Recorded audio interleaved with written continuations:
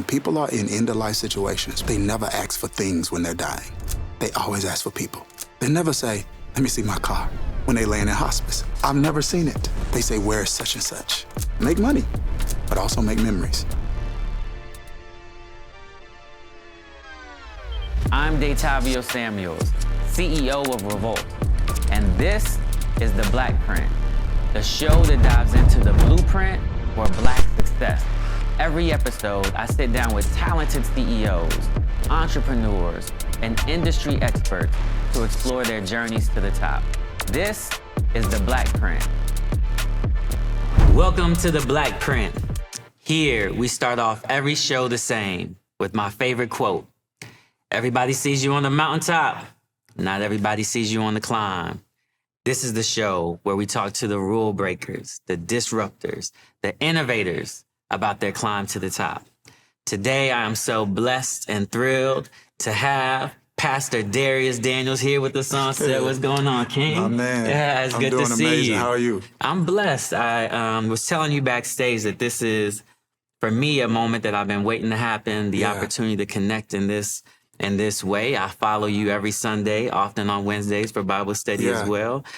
Just such a fan of your teaching, your thinking, how you represent and show up as a man of God. And so just thrilled to have this conversation. Well, man, I'm honored to be here. I didn't even know that until you just told me a few minutes ago. I was like, you could have sent me a DM or something. But no, man, I'm really excited to be here. I love the work that you're doing. And obviously, we had a chance to connect like a couple of years ago. Yeah, that's right. And I just loved your humility, your genuineness, and I was like, man, he's just good people. I appreciate that. I appreciate you, King. All right, so first things first, we're going to introduce you to the audience. At REVOLT, we believe that everybody should control their own narrative. Okay. And so instead of me introducing the guests and defining you through my lens, I always ask my guests to define themselves. So if you can, please introduce yourself to the audience. It's really simple, man. God's son, Shamika's husband. I was about to call my kids my name. Gabe and Steph's dad, Change Church's pastor, and hopefully to the broader human community, I'm somebody's helper. I kind of feel like part of my destiny is to help other people reach there. So when you talk about me, that's it in a nutshell. Yeah, I love it. So that's the man that we have sitting with us in front of us today. We're going to go all the way back to the beginning, right? Okay. So let's start with your origin story. Help me understand what life was like for you growing up as a young kid. What was your upbringing like? What was your surrounding neighborhood like? What was your world like as a child? Yeah, so first of all, I got to start with where I grew up, okay? And if you haven't, where'd you grow up? I grew up in Colorado, Denver, Colorado. No, so you're not going to relate at all to what I'm about to say. And you got to go to believe it. So This is no exaggeration, okay? Straight facts. You ready? I'm ready. Okay. Kilmichael, Mississippi was the town I grew up in. Now, there's no like legitimate historical document that talks about how we got the name. My dad told me there was a cow that broke loose in the town, and they were like, you got to kill the cow. The cow's name was Michael, so kill Michael. Anyway. I don't believe it.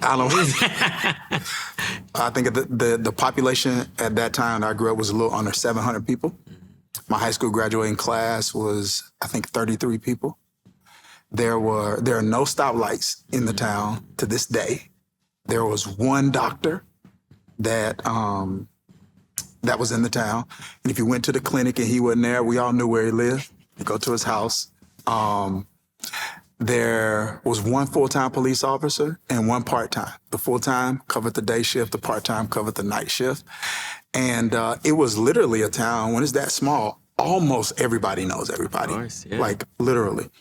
And so what was weird though, is that even though the town was so small, and it wasn't a lot to do recreationally and things of that nature, like the value I got was like relationally. So it wasn't a lot to do recreationally, but relationally, it was rich. People looked out for each other. Like they would tell your mama on you for real, you know, like, and I think what that shaped in me was a value for people, because in a town like that, that's pretty much all that you have.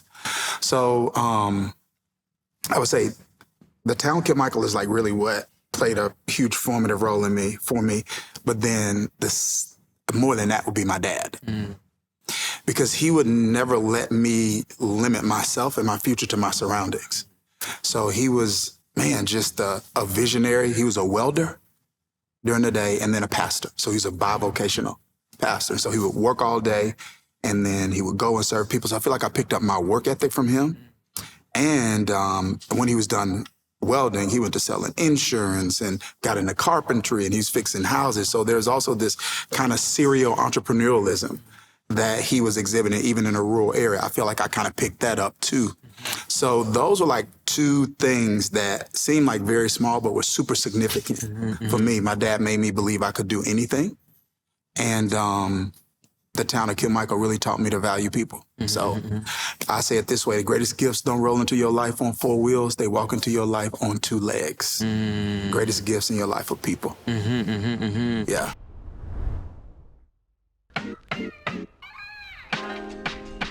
Your entire city population was smaller than my high school graduating class, right? So that tells me, right, how small it was, or how small it was. My question is, so your father inspired you to let you know that anything was possible. Yeah. The town was so small.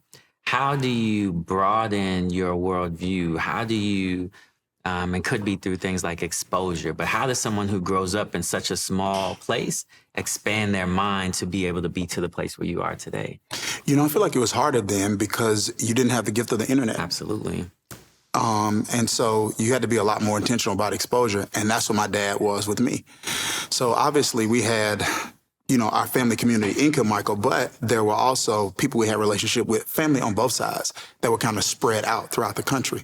So what my dad would do is when I got older, when I say older, I mean high school particularly, what he would do is he would let me spend summers with people who lived in different parts of the country so that I could see things that I would never get the opportunity to see in Kilmichael. And one of his principles was, once you get exposed, you never get unexposed. Yeah, so if people hear me say that, you know, that's something that I just say. It's something that I live. Exposure awakens in you an appetite for something you didn't know was possible until you got exposed to it. And so when I would spend summers and it was like South Dallas, like Oak Cliff, right by Paul Quinn College. I spent a summer there, and then I spent a summer in Coppell, Texas, which is also kind of like a city outside of Dallas. And then I had a cousin that went to Morehouse, so he was older than me. And so when I was old enough to work, I came to Atlanta. I think he was in East Point.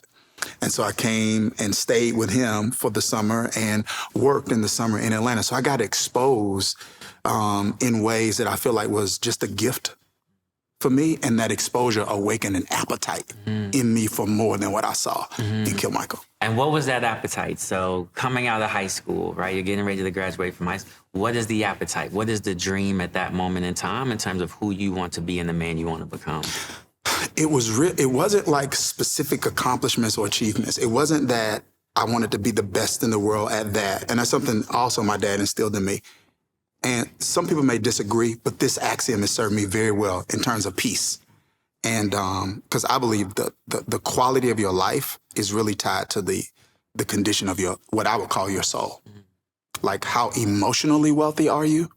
And then that's going to determine your quality of your life. Everything else, so money may determine your standard of living. But how you are here, that determines your quality of life. Like the bed, that determines, all right, you know, how comfortable the mattress is. What's going on in here? That determines if you really get sleep. Doesn't matter how much square footage you got.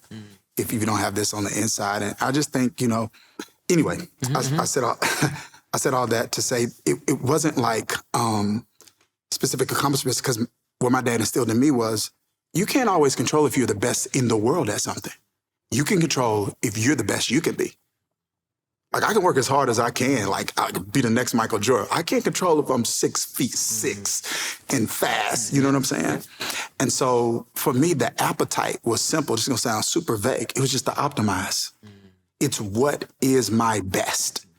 And that is something also, man, I attribute to my dad, because even when I watched him raise me and raise my sister, he never imposed, there are certain standards he imposed on both of us, but he never imposed like talent standards on me and on my sisters, or potential standards on me or my sister. It was like, once he saw the best that I could do, then he held me to that standard. Once he saw the best she could do academically, he held her to that standard.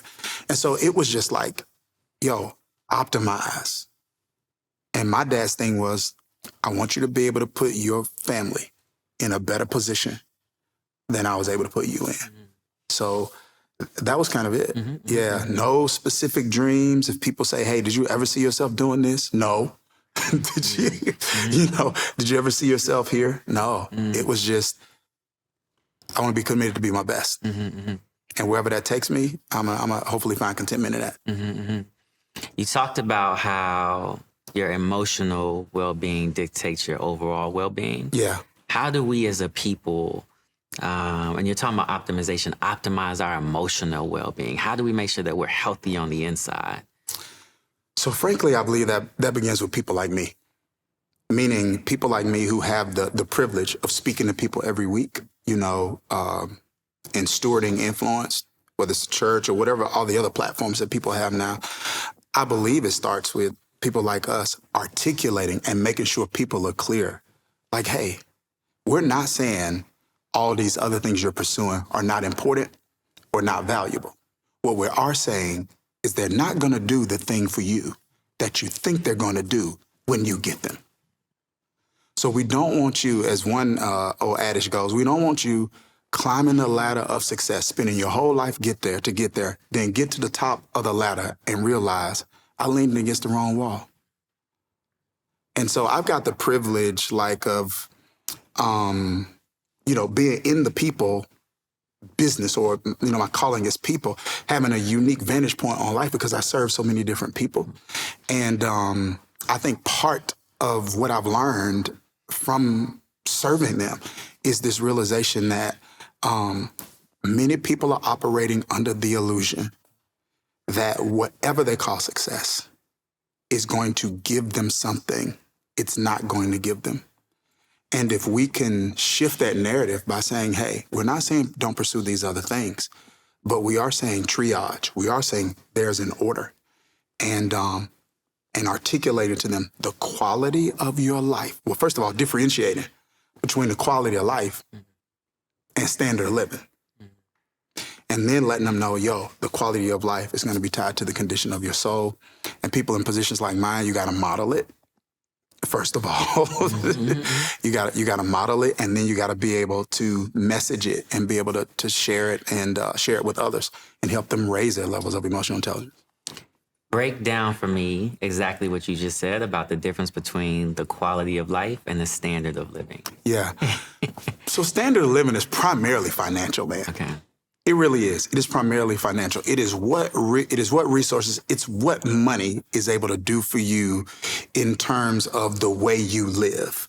The kind of house you get, where you get the house, the square footage of the house, the things that you put in the house, the kind of car you have, the kind of vacations you take, things of that particular nature. And don't get me wrong, there is a connection between standard of living and quality of life, right? I'm not disputing that. What I am saying, just because there's a connection to the two, doesn't mean there isn't a difference between the two. And so standard of living is kind of like what you're able to possess and what you're able to experience. It's what you have, right? Quality of life is way more about how you're doing. And those are two different things. I can have a lot, but not be doing well. And when you really, I just want you to think about whether it's intentional or not. What do you feel like on platforms? What message do you feel like is really being sent? It's not a lot of how you doing. It's what you got, what you've done, where you're going. Not that that's not important, but there's an order to it. Now, here's a way one of my greatest influences framed it. Jesus. What does it profit to gain the whole world and lose your soul? And what he's talking about there, soul, mind, will, emotions, imaginations, and affections. So it's not just like losing your soul in the sense of what we would call eternal differentiation. No. It's like losing all of that now. What does that profit? So we don't say, my argument is, hey, I'm not saying standard of living is not important. It is. I'm just saying quality of life is more important. And that is, how are you actually doing? How do we get people to refocus on quality of life? Because as you were talking, I went exactly where you went at the end, which is today we get so much of what is superficial.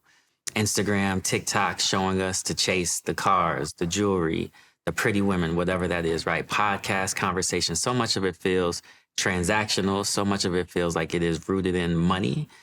So the question is, and then you see people who get to the top. Like the other day, Will Smith was on Drink Champs, and he starts talking about when he got to the top and he had everything, that's when he realized that there was an emptiness in his soul, right? Mm-hmm. How do you help people have that Will Smith awakening before they get to the top to discover that you can have it all and still feel like you're empty? Here's the gift of exposure, right? You don't personally have to have a Will Smith experience to get a Will Smith awakening. And so I think it starts with like what he did. People who have what other people want, people who have achieved what other people dream of achieving, being honest about the climb. I think it kind of starts there like, hey, I thought this was going to do something for me that it didn't do. And I thought it was going to fill me in places that it actually left me empty. And I think if those that people are looking up to, what we would call influencers, would be,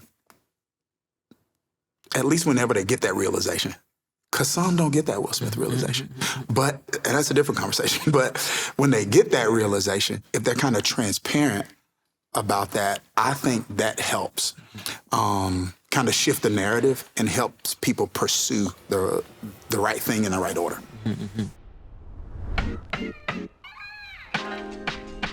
So let's go back to one thing that I learned in this conversation was that your father was a pastor. Mm-hmm. One thing that I know for me personally as a child, my mom heavily into the church, my father too, but my mom was really the one who laid the groundwork for my faith. And so grew up in a church, Pentecostal church. God has always been core to who I am. But there's a point in time, probably right after college, where I would say that my religion, my relationship with God shifted from being my mother's relationship with God and Christ to my own personal relationship with God and Christ. When does God become real to you? Beyond the sermon, beyond the church, like when does he become real to you? Me personally? You personally.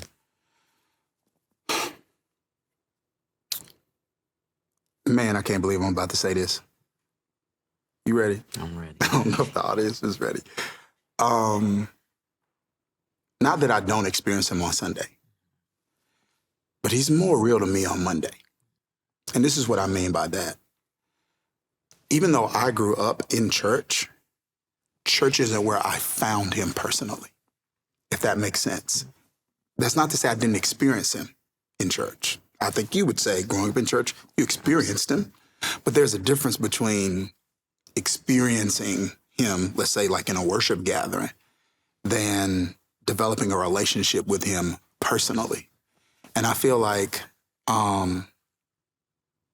even for me to this day, I experience him on Sundays, but he is more real to me on Monday because I need him to meet me in the day-to-day dynamics of life that I'm trying to manage and manage well.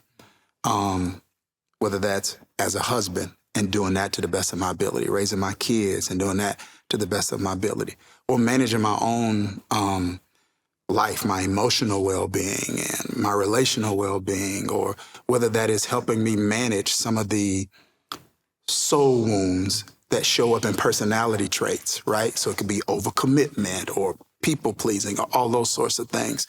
So for me, he is more real to me on Monday. I meet him on Mondays and helping me navigate just the day-to-day vicissitudes of life. Yeah. Do you see yourself as a people pleaser? No. Okay. No, I don't. I would say, I would say there was a season of my life that I look back on that I would have labeled myself that way. But I feel like what I was wrestling with wasn't people pleasing.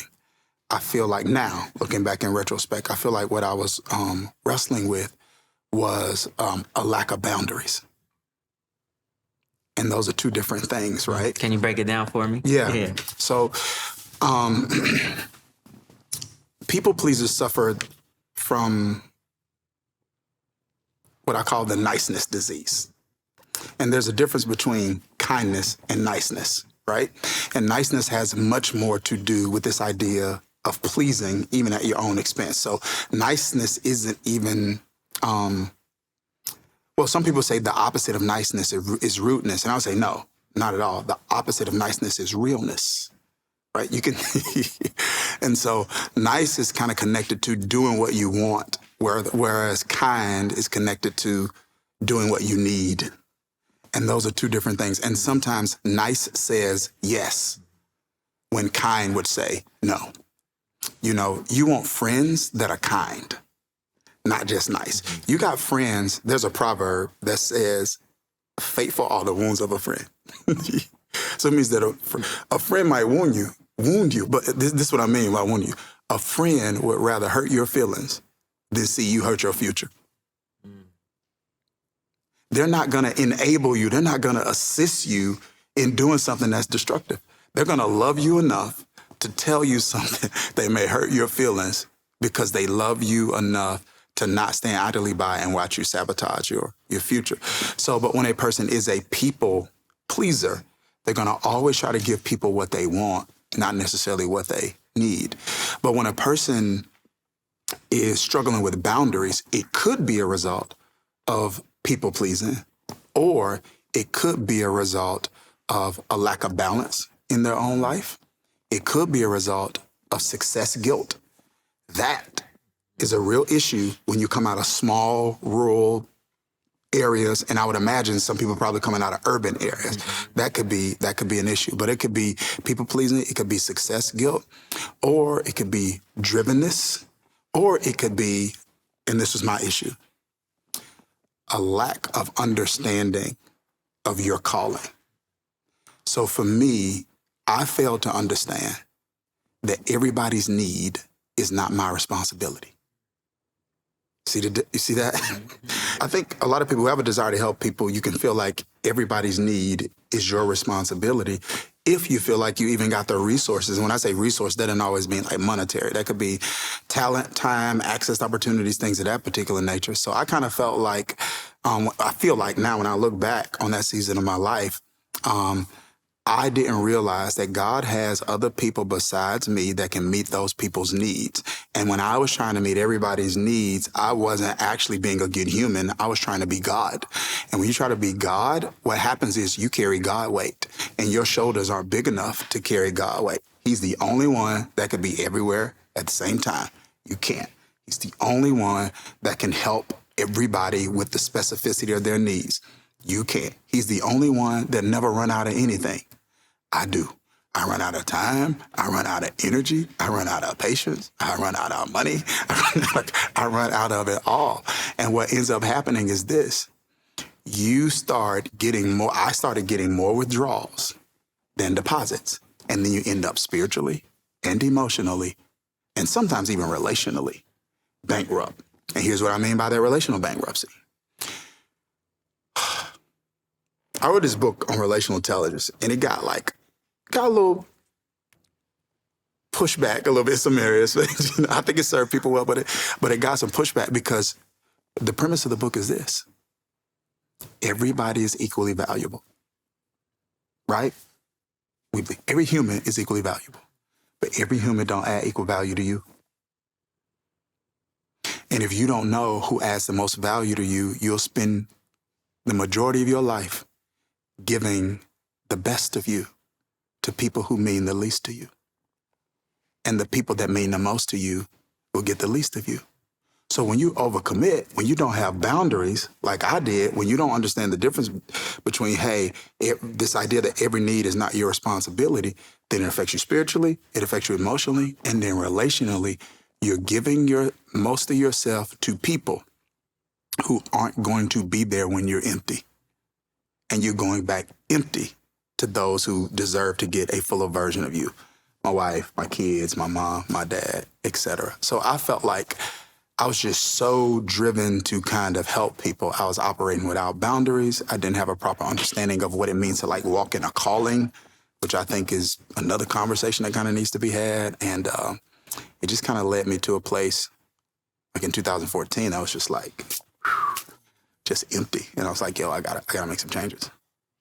How, for those of us who might deal with relationships that are out of whack, where we're giving more to the places that don't feed us and we're not giving enough to the places that do, how do we start to shift that equation? How do we start to right size that equation in our life? It's a great question. Yes, a lot of great questions, by the way. That's a great question. But here's what I think. I think like we live in an age and an era where when it comes to questions, people want tactical, practical answers. And I get it, right? But there are some things you can't do differently until you see them differently. Like one of the things I say is everybody goes to the next level head first. You got to get your brain out. And when you get your brain out, then your life will follow. You get your brain out, your career will follow. You get your brain out, your relationships will follow. You get your brain out, your money will follow. And so certain things aren't about doing something different. It's about seeing it differently. Because here's the thing, everything in life is not formulaic. That means that I can have a formula, bro, that I give to you, and let's say it worked for you. You might give it to somebody else.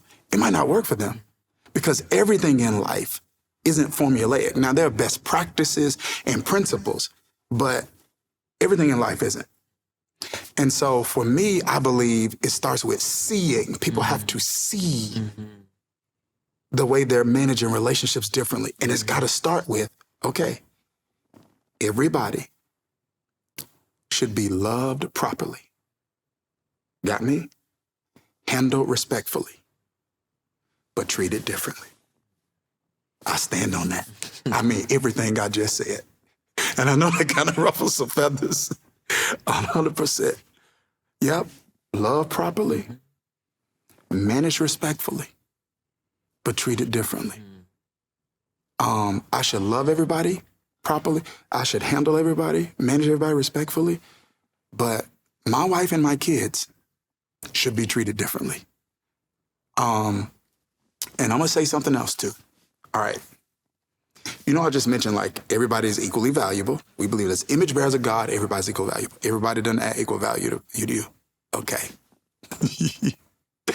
I think it's important, not just in the family context, but just period, for people to recognize that. Because those that add unique value, here's the point I'm making, should be valued uniquely. So here's the thing. If you can't wake up in 24 hours and replace them, you need to treat them like that. The question isn't, can you find another person? It's, can you find another them? And here's a perspective I have that I wish others could get without my experience. So obviously, serving people as a spiritual leader, I'm with people in a lot of end-of-life situations. So I'm around that more than probably the average person. I'm going to tell you, when people are in end-of-life situations, bro, they never ask for things when they're dying. They always ask for people. They never ask for things. They never say, let me see my car, when they laying in hospice. I've never seen it. They say, where is such and such? So this is why I think it's important, make money, but also make memories. Because those things are what's actually going to matter more to you. So I feel like if people just see it differently, then they'll know what to do. It's no formula like, hey, do this, do that, see relationships that way, and then you'll have the perspective that you need to practically manage your relationships in a way that you won't regret. I'm a big believer in all of that. You talked about the power of exposure. One of my favorite quotes is, exposure to the next level breeds an intolerance for your current situation. I love that. And once you see something and you see it differently. I'm taking that, by the way. Please just do. so that you know. All right, but go ahead. But once you see it, you don't want to go back to what you had, right? So the more we can expose ourselves, it gives us the opportunity to choose the future that we want ahead of us. One of the choices that you made that I just heard come out is you were in law school. Headed to law school. And made a decision to go to seminary. Yeah. Take me back to the moment where you realized that whatever was going on in your world that had you pointing towards law school was the wrong path, and it was now time to make a different decision. And how did it feel making that shift? Yeah, so long story short, the short version is I went through a very rough period emotionally. So it wasn't like a chemical issue for me. I just did not have the tools mentally to properly manage a season of successive tough events as a college student. So it really kind of had me in what was some people call a situational depression. And so it was at that particular point that I really feel like my faith went to another level. And so I started attending this Bible study with this guy. And it was like, bro, like not even 12 people in the room, but he was so prepared, so thorough, so compelling, so persuasive. It was like he was preparing for 1,200, you know? And in Jackson, Mississippi, this guy. So anyway, what started happening was when I was going through that experience, what this guy was doing, I called it, he was rocking my world with words. He was rocking my world with words. And it was like every week that I was hearing him, it was like he was lifting my soul out of this pit. And then over a period of time, I realized like, yo, I'm not in the same emotional state that I was before. And I'm not saying that that is the case for everybody. That was the case for me. That is what got me out, right? And so it was at that point, bro, something just clicked. And I said, what this guy did for me, I feel like I'm supposed to spend my life doing for other people. But I don't want to do that.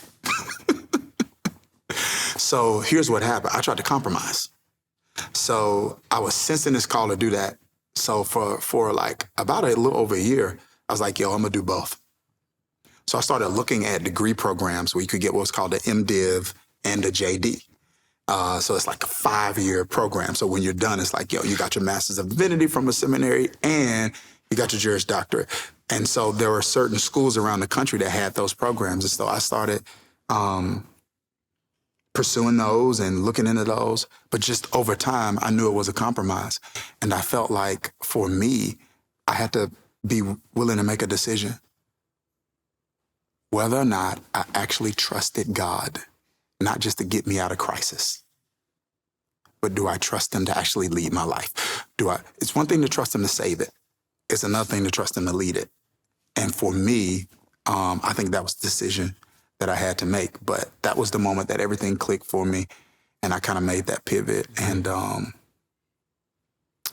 here we are today. Okay, so a little bit of what you're talking about feels like a Jonah experience, Yes. right? You're running away from a calling, right? And you're doing it by trying to find compromise or parallel paths. Yeah. What was it that you were running away from? Why weren't you able in the beginning to fully throw yourself into seminary? I'm just to be 100% transparent here. I was running from poverty. Because remember, my dad was a bivocational pastor in a very rural area. And what he instilled in me was like, hey, financially, I'm not able to do some of the things that I would just love to be able to do for you. And things that you probably even need me to do as a dad. You feel me? Like, we're not just on I want some Jordans, but it was like, yo, I want to be able to pay for your books in college, but I can't. And so what he was instilling in me was like, yo, part of what it means, for me to invest in you with the skills and the things that I want to, that I've invested in you is so that you can put your family in a better position than mine. So for me, I just saw seminary as a pathway to poverty. So that was one. So one, it was that. Two, because I grew up in that space, I was running from the bubble. Because here's the thing, and there are other professions that are like this, but you have to prove that you're not like the majority of people when you do what I do. So when I step in a room, generally it's suspicion. People are wondering, are you one of them? Whatever one of them means, right? It means different things in different eras and different generations. But like the bubble, the typecast, the stereotype, it was like, I saw my dad living that. And I'm like, yeah, man, I don't want that. So I was running from poverty. and I was running from the bubble. I feel like those were probably the two main things. I mean, there were some other things that that you got to think about. Like for me, I grew up, I saw an amazing marriage in my home. So I was always like family oriented. It was like, yeah, I'm gonna have a family. So you also got to think about, yeah, what woman wanna, it kind of shrinks your pool a little bit. Like what woman wants to sign up for this? And then what woman is able to handle everything that kind of comes with this. So those are kind of like some ancillary things, but that's what I was running from. Mm-hmm. I want to pivot a little bit to one of my favorite, it was Bible study, I think, this year that you were doing was around forgiveness. And there was this insight around how forgiveness is a tool and a strategy that God gives you so that you can heal yourself. Do you remember that conversation? Yes. Okay, so my question for you is, what do you think that people, the culture, our culture, often gets wrong about forgiveness? What it is. Now there could be some exceptions, right? But generally speaking, you really hear people like, yo, I don't forgive. Or there's this saying, God forgive, I don't. And all these sorts of things. And I'm like, okay, before we say whether or not you actually will forgive or won't, are you clear on what it actually is? Because maybe what you're rejecting is not forgiveness. Maybe what you're rejecting is a flawed and faulty definition of forgiveness.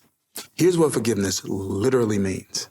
It literally means to issue a pardon. It means to release someone from a debt. It means that you realize that what you took from me, you can never repay me. If you took money from me, right?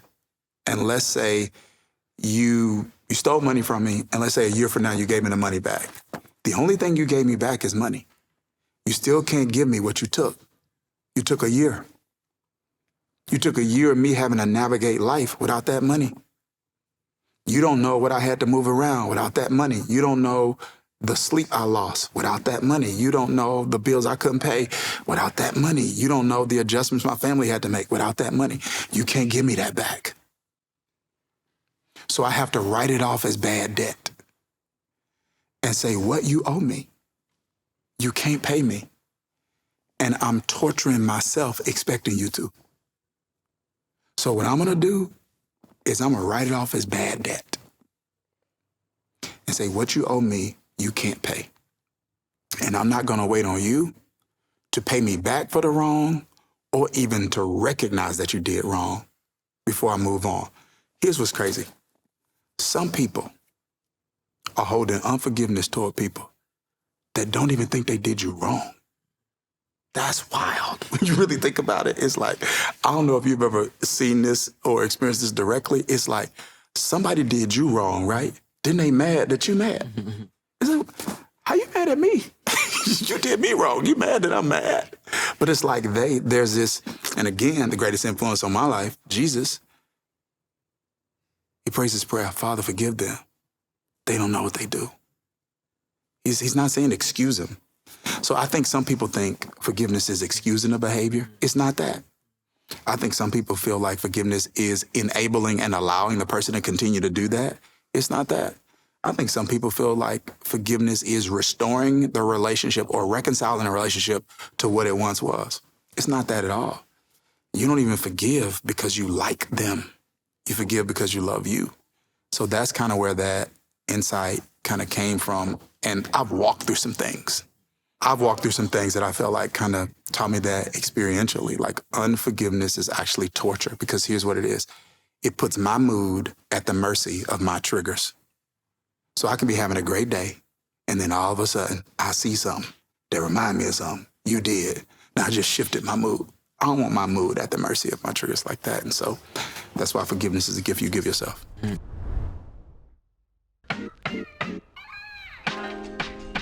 Oftentimes, high performers are working really, really hard to will what they want into this world, right? They'll set goals, they'll set dreams, and then they're working really hard to do whatever they can to make that thing happen.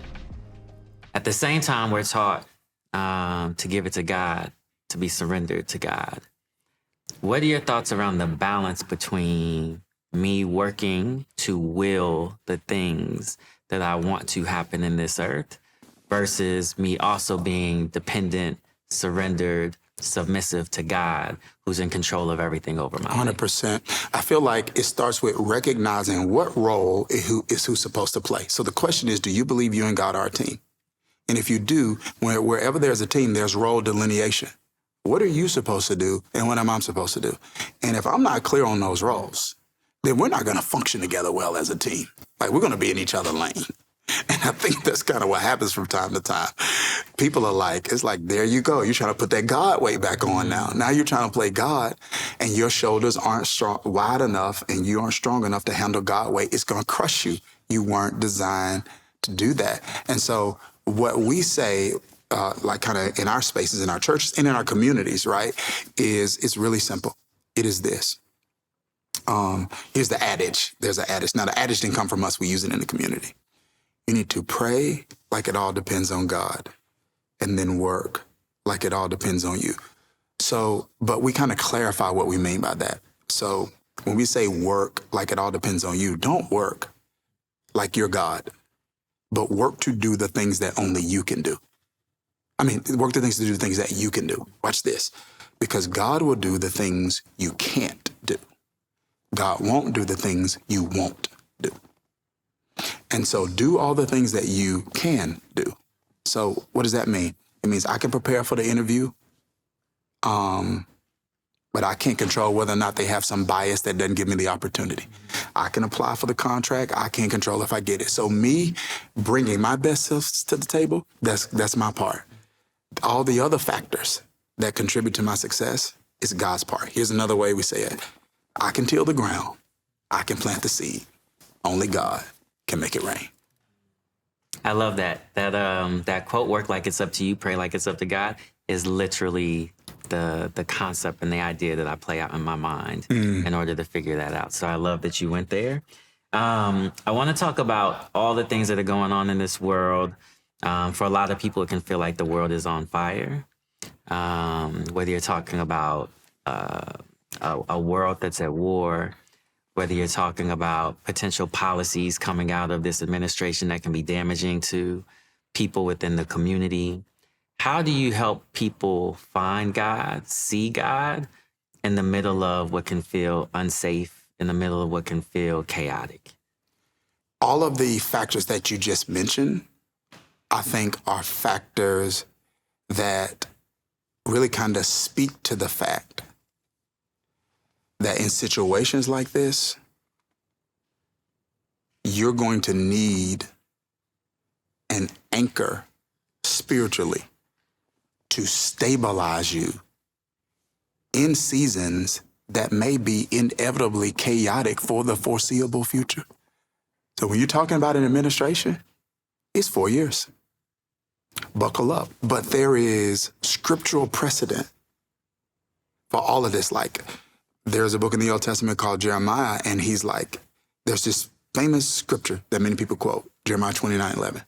I know the plans I have for you, plans not to plans to prosper you, not to harm you, plans to give you hope in the future. Now, what is said is important, but when it's said is even more important. It's said to a people that were literally in what we would call exile. Neighboring country invades their land, strips them of their names, their culture, their heritage, marches them out of their homeland to live as slaves in their land. And in the midst of this exile, God puts a word on the heart of a man and tell him, I know it looks like everything's falling apart, but they need to know I got plans. And so that's what I would say to people in the midst of this, because that's where your hope actually has to be. God's the God that'll help you win anyway. And that's kind of my mantra. So in that, we're talking about pain. I think a pain that a lot of people see and feel. Again, the world just feels chaotic. Things feel on fire. You deal with a lot of Black men. Mm-hmm. What is the quietest pain that Black men feel? Maybe one that is unspoken, maybe something that we don't often talk about. In your interactions with Black men, is there a secret pain that you've been able to see? Yeah, 100%. There are actually two that are top of mind, like a 1A and a 1B. One is the pain of being underappreciated. So I think, I want you to think about, I want you to think about in a religious setting or a non-religious setting, when we're having conversations about black men, what segment of the black male population are we typically talking about? Those that kind of need some work. Then there's this whole segment over here, right, that aren't perfect. But many of them have worked really hard to become something they didn't have or never saw. I want you to think about this. I want you to think about statistically how many black men are husbands that didn't grow up with one in the home. I want you to think about that, right? Or who are fathers who didn't have, let's say, the most healthy example, or some may not have had an example at all. And so I'm not saying you should give people brownie points for doing something they should do. But I do think there should be acknowledgement of the obstacles you had to overcome just to get to normal. See, I'm a black man saying, I had an amazing dad. But I am saying very rarely am I sitting around a table and I'm hearing that from brothers. I don't know how I still feel like I'm missing it now from time to time. So I can't imagine what it would be like. So even parenting my sons, I had a framework in mind. I was like, I feel like this worked well with my dad. Okay, this might have been a little bit different, so I'm gonna do this a little bit different. So I feel like that unappreciation, that's a thing. Not that we should get stars for doing what you should do, but we should acknowledge the obstacles some men had to overcome to do it. So unappreciation. And then two is misunderstanding. I feel like, and I don't want to dive too deep into this, but I often feel like, and when I say misunderstanding, it is the dynamics that we have to deal with just to navigate this world. It's just very, very different. Like assertive, make sure you're assertive but not aggressive, and like all of these sorts of things. And I feel like there is that when I'm talking to black men, there's an absence of empathy that they feel like they're getting because people really don't understand what it means to be a black man. Now, I'm not saying it isn't more laborious to be a black woman. I actually think it is. Yet at the same time, can we minister to each other's pain without having a competition about who's in more pain? Like, do I have the right to hurt, even if I'm not hurting as bad as you? You know? So I kind of feel like those are the two things, man. And I hear it a lot. Lack of appreciation and misunderstanding. As we close this interview out, my last question is, I'm just thinking, so we talked about all of us. We talked about black men. Now I want to talk about this next generation. They've been talked about like the most unchurched generation, right? In decades or in generations. My question is, if you could pass on one belief about God to this next generation, one thing you want them to capture and to hold about who God is or who God can be to them, what would it be? God is good. And by that, I mean his nature is good. He only wants good. And I think sometimes people confuse and conflate. Like, this is what we call in my space in academic circles, we would call this like a theodicy question. And it is this whole idea of how can God be good and all this evil take place? And so that's a real thing, right? People trying to wrap their heads around like, oh, yo, if God's good, how is this happening, this happening, this happening, this happening, this happening? And it's like, what I would want people to know is, hey, I don't want you to confuse what even people who say they're God's people do with God himself. And if you believe it's good, then you're going to trust his plan for your life. If you believe he's good, you're going to surrender your life to his leadership. If you believe he wants nothing but good for you, whenever there is a gap between what happens in your life and what you understand, you're going to fill that gap with trust and not with suspicion. Like, how can God be good in this bad? Well, just because you don't know the answer doesn't mean there isn't one. But you got a choice to fill that gap with suspicion or with trust. And when you believe he's good, you're gonna fulfill it with you're gonna fill that gap. Excuse me. You're gonna fill it. You're gonna fill it with trust. You know, one of the things I would also say is because God's good, He's a God of love. Wherever there's love, bro, there's got to be choice. So wherever there's love, there has to be choice. And when God created the human species, He created a species that He loved, that He wanted to love them back. So what did He have to give them? Choice. Because if you don't have a choice, it's not real love. Now, choice is a gift. You decide what you do with it. It's like a brick. You can use it to build a house, or you can use it to injure somebody. But that doesn't mean the person that gave you the brick is bad.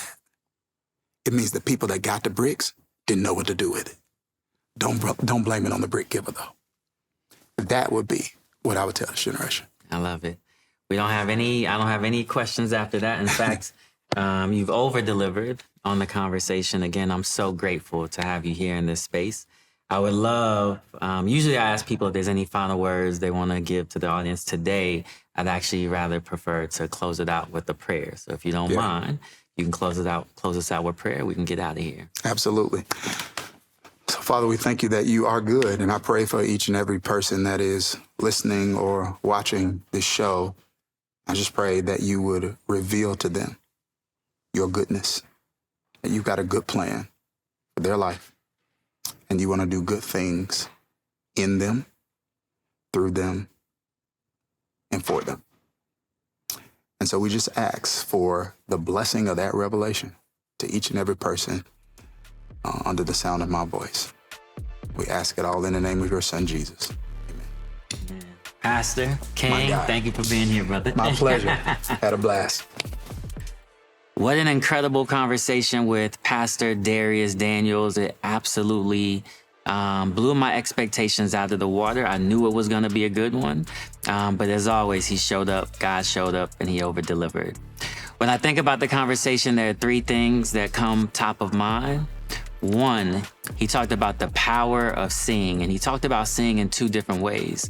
The first way was exposing yourself to new things. He grew up in a very small town, and so in order for his dreams to be bigger, he had to expose himself to new things so that his dreams could grow. Two, he talked about the power of not carrying everything on your shoulders. I think so often it's easy for us to carry the entire burden, not just of our own burdens or of our own problems, but also those in our families, in our communities, and folks at work. And he made it really clear that it took time for him to realize that everybody else's pain, everybody else's struggle is not his responsibility. In fact, he said that God has put other people and other ways to meet these people's needs besides himself. And so what was clear from him in this conversation was that we can't out-God God, nor should we try to sit in his shoes. And so this idea that we shouldn't carry the world's burdens, maybe we should pray for people. Maybe there are ways that we can be there for them, but it is not our responsibility to carry their load and solve all of their problems. Three, he talked about the power of forgiveness. This idea that so many of us have the wrong concept of what forgiveness really is, that forgiveness is about loving yourself. You forgive because it is what is good, what is right for you. He talked about it being torture and how it can leave your mood at the mercy of others, how it can leave you ripe for your triggers to be consistently tapped into. And so this notion that we have to learn how to forgive those who have hurt us in any ways, caused us pain, caused us wound, not because it's what's right for them, but because it's right for us.